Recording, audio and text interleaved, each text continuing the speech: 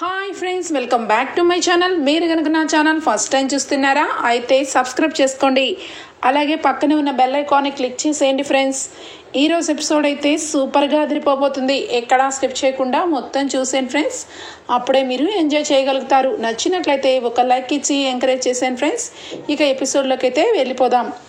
Episode start అవగానే ఇక ఇందిరాదేవి, సీతారామయ్య, దుగ్గిరాల కుటుంబం అంతా కూడా డైనింగ్ టేబుల్ మీద భోజనం చేయడానికి రెడీ అవుతుంటే ఇందిరాదేవి ఇక ఏమైంది, ఇక ధాన్యలక్ష్మి రాలేదేంటి అని చెప్పి ఇక అందరూ కూడా చర్చించుకుంటూ ఉంటారు.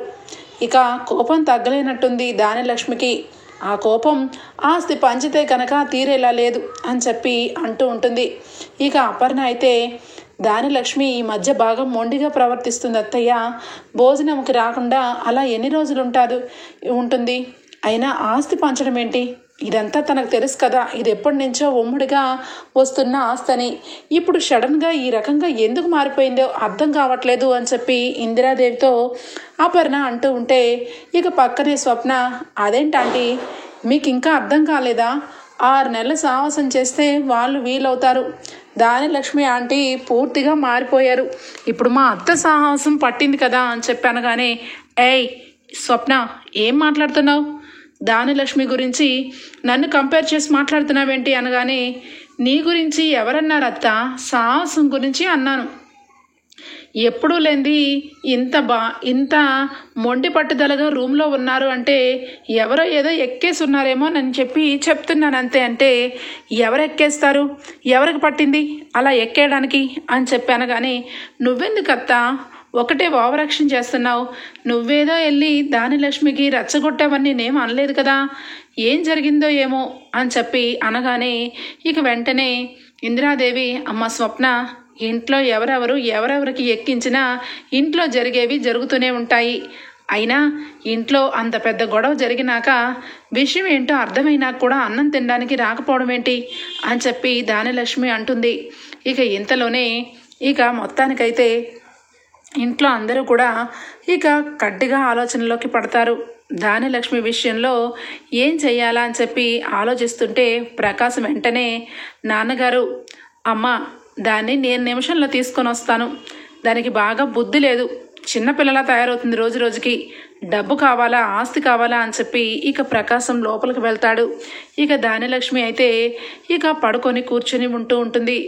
ఏమైందే నీకు, కనీసం కొంచెం కూడా జ్ఞానం లేకుండా ప్రవర్తిస్తున్నావేంటి, పెద్దవాళ్ళు భోజనానికి కూర్చొని నిన్ను పిలవడానికి రమ్మన్నారు, నేను వచ్చి పిలిచే వరకు రావా అనగానే, నాకు ఆకలిగా లేదు, మీరు తినండి అని చెప్పాను. కానీ ఏంటి ఆకలిగా లేదు, పొద్దున్నుంచి ఒకటే తింటూనే ఉన్నావా ఏంటి, ఆకలి లేకపోవటానికి, నడు భోజనం అందరూ కూడా వెయిట్ చేస్తున్నారు అనగానే, ఇంకా మీ దగ్గర దాపరికం ఎందుకు, ఆకలిగా ఉంది కానీ నేను భోజనానికి రాను, నేను ఖచ్చితంగా ఒకటే మాట మీద ఉన్నాను, ఆస్తి పంపకాల కోసం టైం అడిగారు, టైం దాటిపోయింది, ఇంకా ఎవరు కూడా ఆ విషయం గురించి చర్చించట్లేదు, అలాంటప్పుడు నేను ఎందుకు భోజనం చెయ్యాలి అనగానే, చూడు ధాన్యం, చిన్నపిల్లలాగా మాకు చాక్లెటా ఏమన్నా షాపులో కొంత తెచ్చే వరకు పేచి పెట్టడానికి ఇది పెద్ద విషయం, దీనికి కొంచెం టైం అడిగారు నాన్నగారు, ఆ టైం గడువులో నువ్వు అనుకున్నది నెరవేరరో పక్కన పెడితే భోజనం మానేయడం కరెక్ట్ కాదు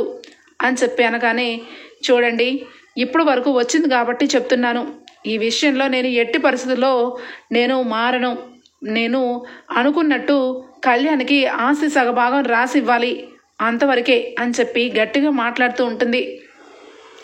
ఇక అప్పుడు ఇందిరాదేవి, సీతారామయ్య అందరూ వింటారు. ఇక ఒక్కసారిగా ధాన్యలక్ష్మిని గట్టిగా మందలిస్తుంది అపర్ణ.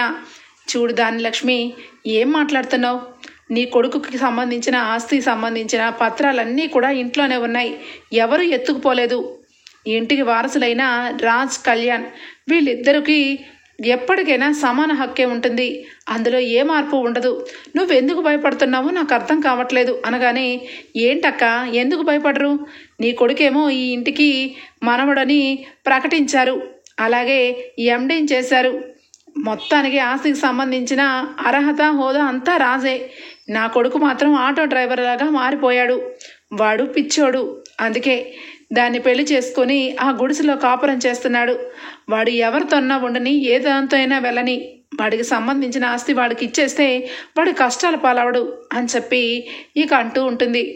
అప్పుడు ఇక ఇందిరాదేవి సీతారామయ్య ఇద్దరు కూడా ఆగమ్మ అపర్ణ తల నిండా బాగా నెత్తిన శనికి కూర్చుంటే ఎవరేం చేస్తాం, ఆ విషయం గురించి చర్చించడానికి టైం అడిగినా కొంచెం కూడా చిన్నంతరం పెద్దంతరం లేకుండా ఒక్కసారిగా ఇప్పటికిప్పుడే ఆస్తులు పంపకాలు అయిపోవాలంటుంది. అందుకే ఈరోజు నేను గట్టిగా అడుగుతున్నాను, దాని లక్ష్మి, నువ్వు ఆస్తి పంపకాలు అడగడానికి నువ్వెవరివి? ఈ ఇంటికి వచ్చిన కోడలివి కోడల్లా ఉండు. నా కొడుకు నిన్ను కోడలుగా పెళ్లి చేసుకుని ఇంటికి తెచ్చాడు, నీ కొడుకు కూడా పెళ్లి చేసుకున్నాడు. మరి అలాంటప్పుడు అప్పుని నువ్వెందుకు కోడలుగా ఒప్పుకోవు? నేను నిన్ను ఒప్పుకున్నప్పుడు అప్పు నీ కోడలు కాదా? అప్పుని ఎందుకు ఒప్పుకోవు? ఇక్కడే వచ్చింది పేచీ మొత్తం. అప్పుని ఇంటికి కోడలుగా నువ్వు ఒప్పుకుంటే నీ కొడుకు బయటకు వెళ్ళేవాడే కాదు, వెళ్ళకపోగా ఇంట్లోనే ఉంటూ రాజులాగే సమానంగా మంచి హోదాలో ఉండేవాడు. ఆ విషయం అంతా పక్కన పడేసి ఆస్తి పంచమని అడుగుతున్నావేంటి? ఇదిగో ఈరోజు చెప్తున్నా, ఏ రోజైతే నీ కోడల్ని నువ్వు కోడలుగా అంగీకరిస్తావో ఆ రోజే నువ్వు అనుకున్నది నెరవేరుతుంది. లేదంటే ఇప్పటికిప్పుడే ఆస్తి మొత్తం కూడా నేను రాజ్ పేరున రాపిస్తాను. ఎందుకంటే రాజ్ ఈ ఇంట్లోనే ఉంటున్నాడు, ఈ ఇంటికి అనుగుణంగా కష్టపడుతున్నాడు అని చెప్పి అనగానే, అదేంటి అత్తయ్య గారు అలా ఎలా మాట్లాడుతున్నారు? రాజే ఇంటికి వారసుడా, కళ్యాణ్ కాదా అనగానే, కళ్యాణ్ వారసుడో కాదో పక్కన పెడితే నువ్వు ఈ ఇంటికి సంబంధించిన విషయాల్లో దేనికి కూడా కొంచెం కూడా సహకరించట్లేదు. అనుకున్న వెంటనే జరిగిపోవాలి అనడానికి ఇవేమీ చిన్న చిన్న పిల్లల ఆటలు కాదు. ఇది ఆస్తి విషయం, తరతరాలుగా వస్తున్న ఆస్తిని వాటాలు వేయమన్న విషయం. దీనికంటూ ఒక గడువు ఉంటుంది. నువ్వు చేసుకున్న పనికి అందరి మీద నెత్తి మీద చేయి పెడితే ఎలాగా? ఈ ఆస్తి ఉమ్మడి హక్కులు గలది. అందరి సంతకాలు కావాలి, అందరి ఆమోదం కావాలి. ముఖ్యంగా ఈ విషయంలో మీ ఇంటికి పెద్దలమైన మా ఇద్దరికి బాగా నచ్చి ఉండాలి ఈ విషయం. అంతేగాని నీకు నచ్చినట్టుగా ఎప్పుడైతే అప్పుడు కేక్ ముక్కలు పంచేసినట్టుగా పంచడానికి కాదు ఆస్తి. నువ్వు అప్పుని కోడలుగా ఒప్పుకో, అప్పుడు ఆస్తి గురించి అడుగు అని చెప్పి ఇక గట్టిగా ఇక మందలిస్తుంది ఇందిరాదేవి. ఆ మాటలకి నోరు ఎత్తదు. సభాష్ అమ్మా, కరెక్ట్గా చెప్పావు, నిజమే, ఆ రోజు దీన్ని నేను పెళ్లి చేసుకున్నాను. కానీ నువ్వు కోడలుగా అంగీకరించి చాలా పెద్ద తప్పు చేసావమ్మా. కొడుకుకి ఇష్టమైన అమ్మాయిని పెళ్లి చేసుకుంటే ఆ ఇష్టంతో దీనికి పని లేదు. కొడుకు మాత్రం కష్టపడకూడదు. నువ్వు ఏ రోజైతే అప్పుని కోడలుగా ఒప్పుకుంటావో ఆ రోజే కళ్యాణ్ ఈ ఇంటికి వస్తాడు. అప్పుడు ఆస్తి కూడా పంచనవసరం లేదు, నీ కొడుకు నీ దగ్గరే ఉంటాడు. ఇదంతా మర్చిపోయి నా కొడుకు ఆస్తి నాకు ఇవ్వండి అంటున్నావు. నువ్వు ఇచ్చినా వాడు తీసుకోవడానికి రెడీగా ఉండాలి కదా. ఇంత ఆస్తినే వాడు వదులుకొని బయట కష్టపడుతున్నాడు. పేపర్లో సగమాస్తి రాసి ఆడి చేతిలో పెడితే వాడేమన్నా ఒప్పుకుంటాడా? నీ దగ్గరే అసలుదంతా కూడా ఉంది. నువ్వు మారితే ఇల్లంతా మారుతుంది. ఇదిగో ఈ అందరూ చెప్పిన మాటలు విని ఏదో భోజనం మానేసి ఇంట్లో ఉంటామనుకుంటున్నావేమో. 2 పూటలా కాదు, 3 పూటల నీకు ఆకలేసినా ఎవరు బతిమలాడరు, ఎవరు అడగరు. చూడు దాని లక్ష్మి, మంచిగా నువ్వు అప్పు విషయంలో ఒక నిర్ణయం తీసుకో. అప్పటి వరకు ఆస్తి అనే విషయం ఎత్తద్దు అని చెప్పి ఇక ప్రకాశం కూడా బాగా గడ్డి పెడతాడు ఇక దాని లక్ష్మికి. ఇది ఇలా ఉంటే ఇక ఇక్కడ పరిస్థితికి వస్తే చాలా ఆపోజిట్గా జరుగుతూ ఉంటుంది. రాజు ఏమో తనకు వచ్చిన స్టాఫ్ని ఒక రకంగా బాగా పనులు చెప్పి ఒకటే ఇక డిజైన్స్ వేయండి, మనమే గెలవాలి అని చెప్పి వాళ్ళకి మనశ్శాంతి లేకుండా ఇక చెప్తూ ఉంటే చాలా నిదానంగా చాలా మెల్లగా విషయాన్ని విపులీకరించి మధ్యలో వాళ్ళకి సలహా ఇస్తూ ప్రాజెక్ట్ వర్క్ని స్టార్ట్ చేస్తూ ఉంటుంది ఇక కావ్య. ఇక్కడికి వస్తే ఇక ప్రాజెక్ట్ వర్క్ ఇచ్చిన అతన్ని కలిసి మరి ఇంట్లో గొడవలు ఉన్నాయి. రాజ్ అలాగే కావ్య విడిపోయారు, వాళ్ళిద్దరూ విడివిడిగా ఉన్నారు. మీ ప్రాజెక్ట్ వర్క్కి వాళ్ళు సరైన అవుట్పుట్ ఇవ్వరు, అప్పుడు మీరు మీ ఊర్లో తల దించుకోవాల్సి వస్తుందని అనామిక లేనిపోని మాటలన్నీ కూడా పెద్ద ఆయనకి చెప్పడం జరుగుతుంది. ఇక అది బాగా ఆలోచించి సీతారామకి ఫోన్ చేస్తాడు ఆ ప్రాజెక్ట్ ఇచ్చిన ఆ పెద్ద ఆయన. ఇక వెంటనే, ఏంట్రా నేను విన్నది నిజమేనా? రాజ్ అలాగే కావ్య ఇద్దరు విడివిడిగా ఉంటున్నారంట, ఎంతవరకు నిజమది? నేనైతే నమ్మలేదు అనగానే, లేదురా, వాళ్ళు ఎవరు చెప్పారో కానీ నిజమే, నా మనవరాలు నా మనవడు ఇద్దరు విడివిడిగానే ఉంటున్నారు. కానీ వాళ్ళిద్దరినీ కలిపే ప్రయత్నం చేస్తున్నా అంతా బెడసు కొడుతుంది. దేవుడి దయ వల్ల నువ్వు ప్రాజెక్ట్ వర్క్ ఇచ్చావు. ఆ ప్రాజెక్ట్ వరకు వాళ్ళిద్దరికీ అప్పచెప్పాను. వాళ్ళిద్దరూ విడివిడిగా ఉంటూ ఒక్కటైపోయి ఈ ప్రాజెక్టుని మంచిగా గెలిచి నీకు అప్పచెప్పి వాళ్ళిద్దరూ భార్యాభర్తలుగా గెలవాలనుకున్నదే నా ధ్యేయం రా అని చెప్పి సీతారామయ్య అంటాడు. ఆ మాట విని ఇక అతనైతే, ఏంట్రా నువ్వు నాకు చెప్పాలా? ఇక నుంచి వాళ్ళిద్దరు గెలవడం కాదు, వాళ్ళిద్దరిని ఒక్కటి చేసి గెలిపిస్తాను. చిన్నప్పుడు మన ఇద్దరం స్నేహితులుగా ఉన్నప్పుడు నువ్వు నన్ను ఎన్ని రకాలుగా ప్రోత్సహించావు, ఎన్ని రకాలుగా ఆదుకున్నావు. ఒకప్పుడు నేను నీకంటే తక్కువ స్థాయిలో ఉన్నాను, కానీ నీతో పాటు సమానంగా నన్ను చూశావు. స్నేహం అంటే ఇది అన్నట్టుగా నన్ను ఇంత వాడిని చేశావు. అలాంటిది అదంతా నేను ఎలా మర్చిపోతాను? రాజ్ కావ్యని కలపాలని నువ్వు అనుకోవడం కాదు, కలిపి నేను చూపిస్తాను. ఆ దేవుడి విగ్రహాల విషయంలో, డిజైన్స్ విషయంలో వాళ్ళిద్దరూ ఒక్కటయ్యి శ్రీరామచంద్రుడిలాగా, సీతాదేవి శ్రీరాముడిలాగా, శివపార్వతుల్లాగా వాళ్ళు జంటగా ఇంటికి రావాలని కోరుకుంటున్నాను అని చెప్పి ఇక ఫోన్ పెట్టేసి తన ప్రయత్నంగా ఆఫీస్లోకి వస్తాడు. ఇక తను ఆఫీస్లోకి సడన్గా వచ్చేసరికి రాజ్ కావ్య ఇద్దరు చిర్రుబుర్రులాడుకుంటూ ఉంటారు. ఇక డిజైన్స్ అయితే ఇక వేస్తూ, ఇది ఒక డిజైన్ అయినా, అసలు అప్పలమ్మలకి కొన్ని డిజైన్స్ రానే రావు. ఏదో నలుగురు మూలన 4 మూలల ఏదో బొమ్మలకు రంగులు వేసుకుంటూ ఉంటే ఏదో డిజైన్స్ వేస్తావని నేను నీకు చేతులు అందించి ఇంతవరకు తెచ్చాను. అసలు అది ఏమీ బాగాలేదు, నీ ప్రాజెక్ట్ వరకు వెనక్కి వెళ్ళిపోతుంది అని చెప్పి రాజ్ డిసప్పాయింట్గా మాట్లాడుతూ ఉంటే, ఏంటి మీరు నాకు చెప్తారా? నేను అవార్డు గెలుచుకున్నాను, అందరి ముందు అవార్డు తీసుకున్నాను అంటేనే నా డిజైన్కి ఎంత వాల్యూ ఉందో మీకు తెలిసిందా? అయినా మీరు నాకు భుజం తట్టి ప్రోత్సహించలేదు, నాకేమీ కలం పట్టి మీరు నేర్పించలేదు. నా ఓన్గా నేను మా నాన్న చిన్నప్పటి నుంచి వేసిన డిజైన్స్ని ఇక అణువు నాలో నేను పెట్టుకొని ఈ డిజైన్ వేస్తున్నాను. మీరేదో నన్ను మట్టి ముద్దని కాస్త బొమ్మగా మలచినట్టు మాట్లాడతారేంటి అని చెప్పి ఇద్దరు మాట్లాడుకుంటూ ఉంటే ఇక ఎదురుగుండగా ప్రాజెక్ట్ ఇచ్చిన అతను వస్తాడు. ఇద్దరు దెబ్బకి షాక్ అయిపోతారు. ఏంటమ్మా, ఏంటి రాజ్, ఏంటి మీరిద్దరూ విడివిడిగా ప్రాజెక్టు గురించి ఆలోచిస్తున్నారు? అయినా నాకు ఒకటి అర్థం కావట్లేదు, మీరిద్దరూ కలిసే ఉంటున్నారు కదా అని చెప్పనగానే రాజ్ వెంటనే, అయ్యో మీకెందుకు వచ్చిందా డౌటు? మేమిద్దరం కలిసే ఉంటున్నాం. ఎవరు చెప్పారు అసలు? ఆ చెప్పిన వాదవని ఇక్కడ తీసుకురండి అనగానే, ఎవరూ చెప్పలేదులే, మీ ఇద్దరిని చూస్తుంటే నాకే అనుమానం వచ్చింది. దుగ్గిరాల కుటుంబంలో ఎప్పుడూ కూడా కలిసి ఉండడమే కానీ విడిపోవడం లేదు. కళ్యాణ్ విషయంలో ఏదో ఆ అమ్మాయి గ్రహపాటు వల్ల తనకు తాను వెళ్ళిపోయింది తప్పించి నువ్వు అలాగే ఇక కావ్య ఇద్దరు ఎప్పటికీ అలా కాదు. అందుకే కదా అంత పెద్ద ప్రాజెక్ట్ వరకు దేవుడి విగ్రహాల విషయంలో మీకు అప్పచెప్పింది అని చెప్పి అనగానే, అవును అంకుల్, నిజానికి తాతయ్య ఫ్రెండ్ కాబట్టి మీరు మాకు ఆ ప్రాజెక్ట్ ఇచ్చారని మేము అనుకోవట్లేదు. మా కంపెనీ మీద మీకు నమ్మకం ఉంది, ఆ నమ్మకాన్ని మేము ఎప్పుడు నిలబెట్టుకుంటాం అని చెప్పి, ఇదిగో మొద్దు మొహందానా, అతనికి డౌట్ వచ్చింది, ఎవరో మన గురించి చెప్పినట్టున్నారు, అందుకే చెక్ చేసుకోవడానికి వచ్చారు. ఒక 10 నిమిషాల పాటు కోఆపరేట్ చేయి అని చెప్పి ఇక నడుం మీద చేయి వేసేసరికి కిందకి దెబ్బకి పడిపోబోతూ ఉంటే ఇక కావ్య కళ్ళల్లో కళ్ళు పెట్టి రాజ్ కావ్య అలానే ఉండిపోతారు. ఇక స్టాఫ్ అందరూ ఇక ఒక్కసారిగా మేడం అనగానే ఇక ఒక్కసారిగా ఇద్దరు మామూలుగా వస్తారు. అయ్యో మేమిద్దరం విడిపోవడం ఏంటండి, ఇద్దరం కలిసే ఉన్నాం కదా, మేమిద్దరము కలిసి విడివిడిగా అయినా కలిసి అయినా కూడా కష్టపడి మీ ప్రాజెక్ట్ వరకు ఫినిష్ చేస్తాం, మీ చేతులతో మెచ్చుకునేలాగా చేస్తాం అని చెప్పి కావ్య అనగానే, అది కలేజా అంటే, ఖచ్చితంగా మీరిద్దరూ జంటగా కృషి చేసి నాకు ఒక మంచి అవుట్పుట్ని ఇవ్వాలని కోరుకుంటున్నాను అని చెప్పి ఇక అతనైతే వెళ్ళిపోతాడు.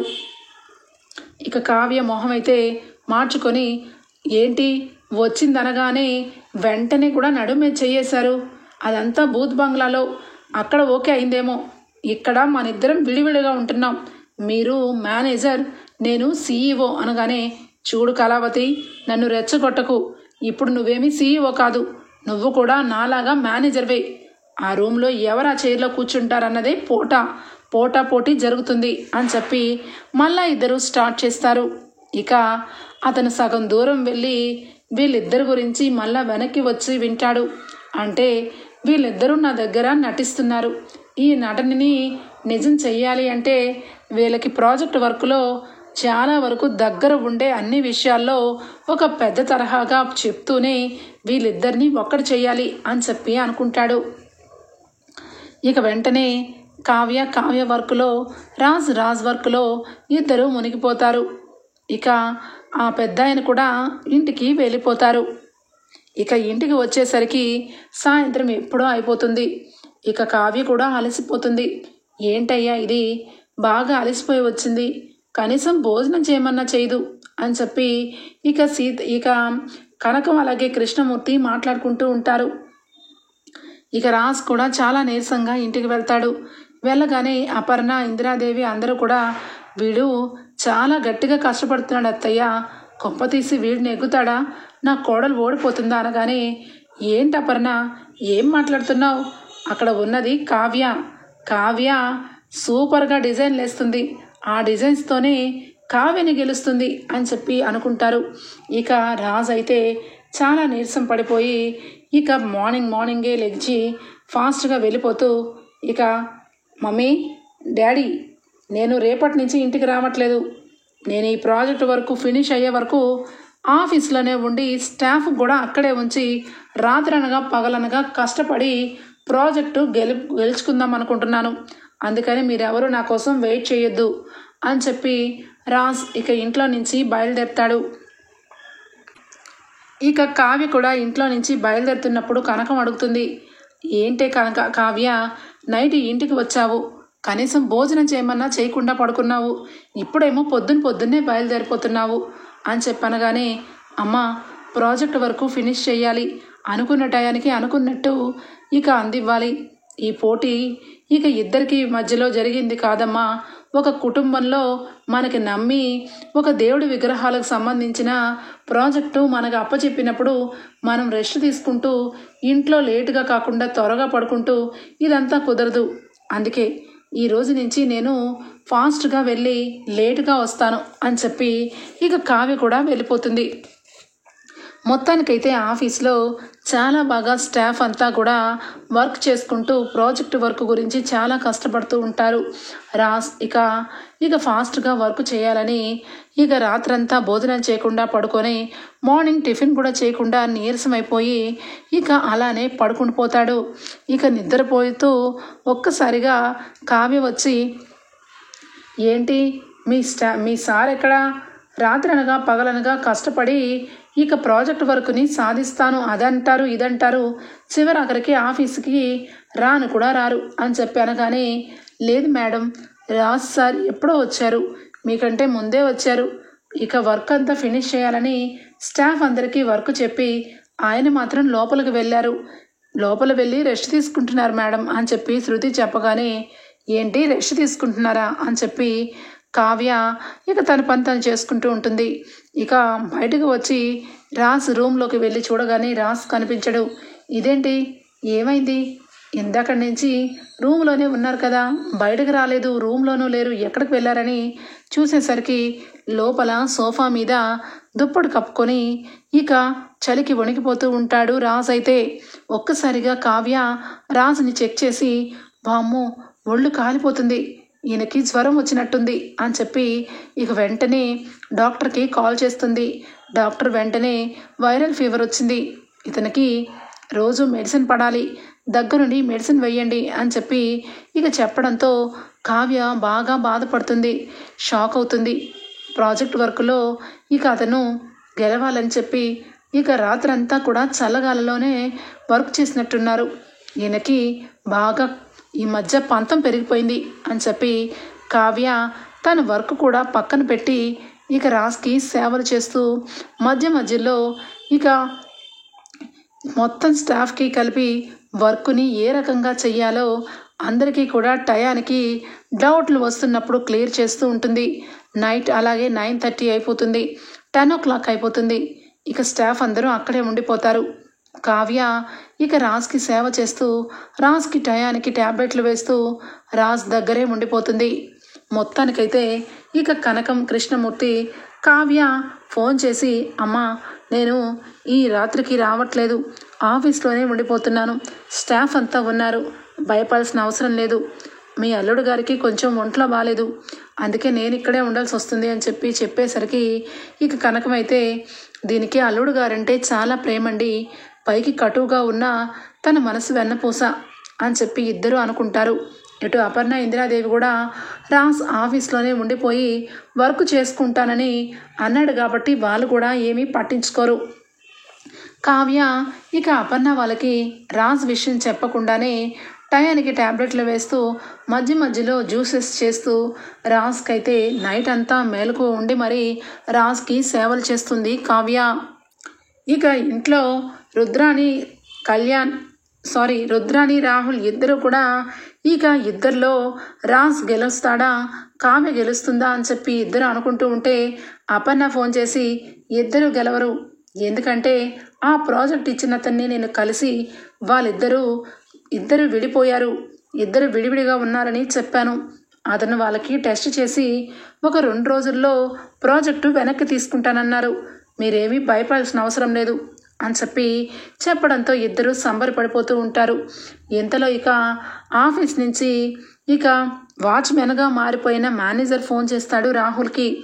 రాహుల్, నాకు కొంచెం డబ్బులు కావాలి, నా బాబుకి ఒంట్లో బాగాలేదు, వాడికి నేను హాస్పిటల్ అడ్మిట్ చేయాలి, దయచేసి నా అకౌంట్లో డబ్బులు వేయండి సార్ అని బ్రతిమలాడుతూ ఉంటే, ఏంట్రా అకౌంట్లో డబ్బులు వేసేది, నువ్వు నాకేమైనా అప్పిచ్చావా నీకు అప్పు ఇవ్వడానికి అనగానే, అదేంటి సార్ మీరు చెప్పగానే ఇక నేను కొంచెం కూడా ఆలోచించకుండా తిన్నింటి వాసాలే లెక్క పెట్టినట్టు ఆఫీస్లో ఉన్న విషయాలన్నీ మీకు చెప్పాను, అలాగే ఆ అనామికకు కూడా చెప్పాను, కానీ ఈరోజు నన్ను ఈ రకంగా మాట్లాడతారేంటి, దయచేసి నాకు డబ్బు పంపించండి అని రిక్వెస్ట్ చేస్తూ ఉంటే, ఏంట్రా రిక్వెస్ట్ చేస్తున్నావు, నీకు డబ్బు పంపించడం ఏమీ పంపించాం, అసలు నీ అవసరమే మాకు లేదు, ఫోన్ పెట్టేసే అని రాహుల్ ఫోన్ పెట్టేస్తాడు. ఇక మేనేజర్ అయితే బాధపడుతూ ఉంటాడు. ఇంతలో ఇక ఆఫీస్ అందరూ కూడా ఇక ఎవరి పనుల్లో వాళ్ళు ఉండిపోయి వర్క్ చేసుకుంటూ ఉంటారు. ఎవరికి అడిగినా ఎవరు డబ్బులు ఇవ్వరు. ఈ పరిస్థితిలో ఇక ఎవరి దగ్గరికి వెళ్ళి నేను డబ్బులు అడగాలి అని మేనేజర్ అయితే చాలా బాధపడుతూ ఉంటాడు. ఇంతలోనే ఆఫీస్ నుంచి ఇంటి దగ్గర నుంచి మేనేజర్కి కాల్ వస్తుంది. ఇక మేనేజర్ వాళ్ళ వైఫ్ అయితే, ఏమండి మన బాబుకి ఏమీ పర్వాలేదు, హాస్పిటల్ అడ్మిట్ చేస్తాను, డబ్బులు కూడా మొత్తం కట్టేశాము, మీరేమీ భయపడమాకండి, మీరు తరతరాలుగా ఆ ఆఫీస్లో వర్క్ చేయడం బట్టి మీకు ఎంత గౌరవం ఉందో ఇప్పుడు అర్థమైందండి, మీకు సంబంధించిన విషయంలో ఎలాంటి హెల్ప్ అయినా చేస్తామని ఆఫీస్ ఎండీగా సీఈఓగా మేడమే మాకు ఫోన్ చేసి మరి మాకు ఈ డబ్బంతా పంపించారు, మీరు ఎప్పుడు స్వరాజ్ గ్రూప్ ఆఫ్ కంపెనీకి రుణపడి ఉంటారు అని ఫోన్ పెట్టేగానే ఒక్కసారిగా షాక్ అయిపోతాడు.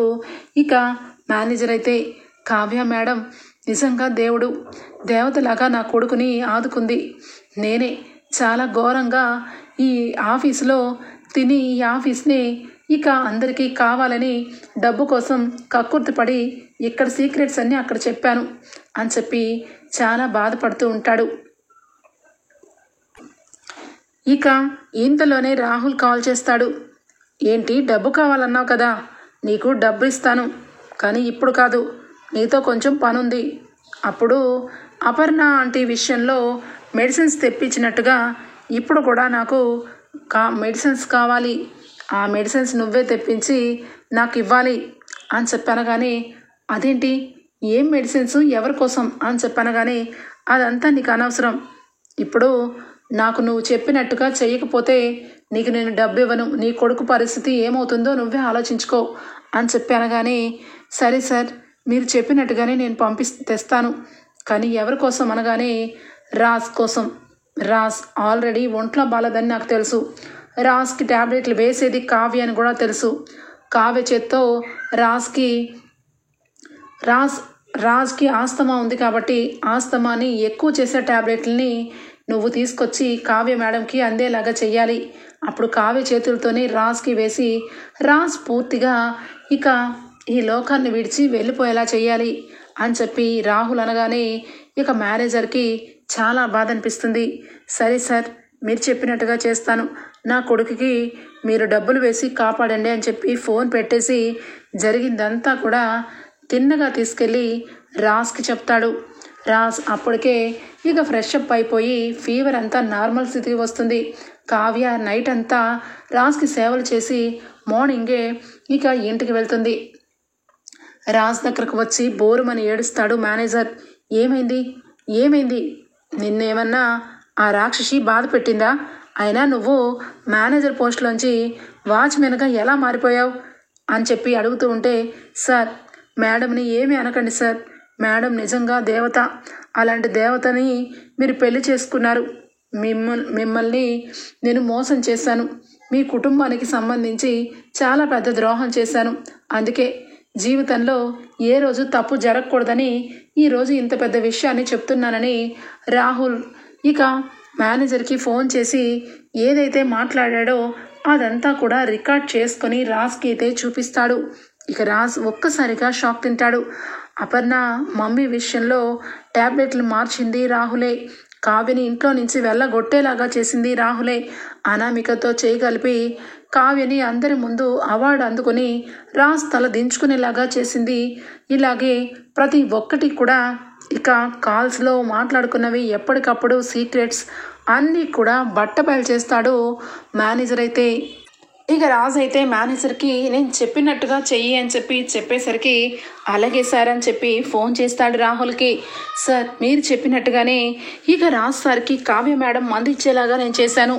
రాజ్ అపర్మాస్క స్థితిలోకి వెళ్ళిపోయాడు. అసలు కొంచెం కూడా తనకి స్పృహ లేదు, ఎప్పుడైనా ఏమైనా కావచ్చు అని చెప్పగానే ఇక ఇంట్లో చాలా ఆనందంతో మమ్మీ ఇక అనుకున్నట్టు జరిగింది, రాజ్ పైలోకాలకి వెళ్ళిపోవడం ఖాయం, ఇంట్లో విషయం చెప్పాలని చెప్పి అందరికీ రాజ్ పరిస్థితి చెప్పడంతో ఒక్కసారిగా కుటుంబ సభ్యులందరూ కూడా ఆఫీస్కి బయలుదేరుతారు. కావ్య చేతులతో రాజ్కి ట్యాబ్లెట్లు ఇస్తుందని స్టాఫ్ అందరికీ ఆల్రెడీ తెలుసు కాబట్టి అందరూ కూడా రాజ్ విషయంలో కావ్యనే ట్యాబ్లెట్లు ఇచ్చిందని చెప్తారు. రాజ్ పడుకొని లేగకుండా కళ్ళు తెరవకుండా అలానే ఉంటాడు. ఇక అప్పుడు స్టార్ట్ చేస్తాడు రాహుల్ రుద్రాని. వదిన, నీ విషయంలో కూడా ఈ కావ్య చేసి ఉండొచ్చు, కావ్య ఏమీ తక్కువది కాదు, చూడండి ఏమీ తెలియనట్టు రాజ్కి ట్యాబ్లెట్లు ఇచ్చి మెల్లగా జారుకుంది అనే లోపలే కావ్య అప్పుడే ఆఫీస్కి రావటం. ఇక ఏం చేసావే మా రాజ్ని, నువ్వు గెలవాలని రాజ్ని ఏకంగా చంపాలని చూస్తావా అని చెప్పి రుద్రాని అనగానే దెబ్బకి కావ్య ఏం మాట్లాడుతున్నారు, ఆయనకేమైంది అనగానే చాలు నీ నాటకం చాలు, నువ్వు చేసిందంతా కూడా అందరికీ తెలుసు, రాత్రంతా రాజ్కి సేవలు చేస్తున్నట్టు నటిస్తూ చివరాఖరికి ట్యాబ్లెట్లు మార్చేసి రాజ్ని చంపేయాలని చూస్తావా అని చెప్పి ఇక రివర్స్ డ్రామా ఆడుతుంటే ఇక ఒక్కసారిగా పోలీసులు వస్తారు. రండి సార్ రండి, కరెక్ట్ టైంలో వచ్చారు, మీరు ఈ అమ్మాయిని అరెస్ట్ చేయాలి, ఎందుకంటే ఇదిగో సొంత భర్తని కూడా చంపాలని చూసింది అని చెప్పి అనగానే రాజ్ వెంటనే చెప్పింది కదా సార్ మా అత్త, మీరు అరెస్ట్ చేయండి అనగానే రాజ్ ఏం మాట్లాడుతున్నావు, నీకేం అవ్వలేదు కదా అని చెప్పి అనగానే నాకెందుకేమవుతుంది అత్త, అయితే గీతే నీకు అలాగే నీ కొడుక్కి అవుతుంది. ఏరా రాస్కిల్, నన్ను చంపాలని చూస్తావా, ముఖ్యంగా నన్ను కాదు మా మమ్మీని చంపాలని చూస్తావా, నిన్ను ఏం చేసినా తప్పు లేదురా, అందుకే నిన్ను జీవితాంతం జైల్లో చెప్పకూడదు తినాలని ఈ రకంగా నాటకం ఆడాను. చూశారు కదా సార్ ఈ వీడియోలు, వీళ్ళిద్దరూ కలిసి మా ఇంట్లోనే ఉంటూ మమ్మల్ని చంపాలని చూశారు, బంగారం లాంటి నా భార్యని నిందలు పాలవేసి ఇంట్లో నుంచి బయటికి పంపించేలా చేశారు, వీళ్ళని అస్సలు విడిచిపెట్టకండి అని చెప్పి రాజ్ అయితే రుద్రాణిని అలాగే రాహుల్ని పోలీసుల చేత అరెస్ట్ చేస్తారు. ఇక పోలీసులు అయితే ఇద్దరిని పదండి చేసిన మీ గోతిలో మీరే పడ్డారు అని చెప్పి తీసుకొని వెళ్ళిపోతారు. ఇక వీళ్ళిద్దరూ కూడా ఒక్కటైపోయిన సంగతి అనామికకి తెలిసిపోతుంది. ఇదేంటి వీళ్ళిద్దరూ ఒక్కటైపోయారా, ప్రాజెక్ట్ వరకు మనకు వస్తుందేమో అని చెప్పి ఎప్పటి నుంచో వెయిట్ చేస్తూ ఉంటే ఇప్పుడేం చెయ్యాలి అని చెప్పి ఇక ఇంతలోనే ఆ పెద్దాయనికి కలుస్తూ మళ్ళా ఫోన్ చేసి మాట్లాడుతుంది. వాళ్ళిద్దరూ సక్రమంగా లేరు, మాకు ఇస్తామన్నారు కదా, అలాంటిది మాకు ఇవ్వకుండా ఇంకా ఎన్ని రోజులు వెయిట్ చేస్తాం అనగానే చూడమ్మా నువ్వు ఆ ఇంటికి ఒకప్పుడు కోడలివి, కానీ నువ్వు చాలా చండాల మనిషివి, డబ్బు మనిషివి. ఇంట్లో నుంచి వెళ్ళిపోయి వేరొకరి పంచన ఉంటున్నావు. నువ్వు చెప్పగానే వారిపోయి వాళ్ళ ప్రాజెక్ట్ వరకు నీకు ఇస్తానని నువ్వు ఎలా అనుకున్నావు? వాళ్ళిద్దరికీ ప్రాజెక్ట్ వరకు ఇచ్చింది నేను, గెలిపించింది నేను. వాళ్ళిద్దరూ ఒక్కటవ్వాలని కోరుకున్నాను. నువ్వు మధ్యలో వచ్చావు, మధ్యలో పోయావు అని చెప్పి ఇక మొత్తానికైతే ఆ పెద్ద ఆయన అనామికకి దిమ్మ తిరిగే షాక్ ఇస్తాడు. దాంతో సామంత్ దెబ్బకి షాక్లో ఉండిపోతాడు.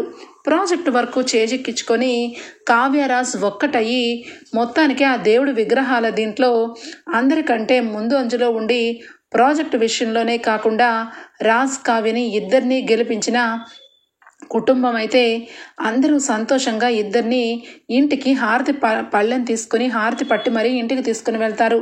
ఓకే ఫ్రెండ్స్, రాబోయే ఎపిసోడ్స్లో ఈ విధంగానే జరగబోతుంది. మీకు గనక నచ్చినట్లయితే ఒక లైక్ ఇచ్చేయండి friends. Bye, take care, thank you for watching.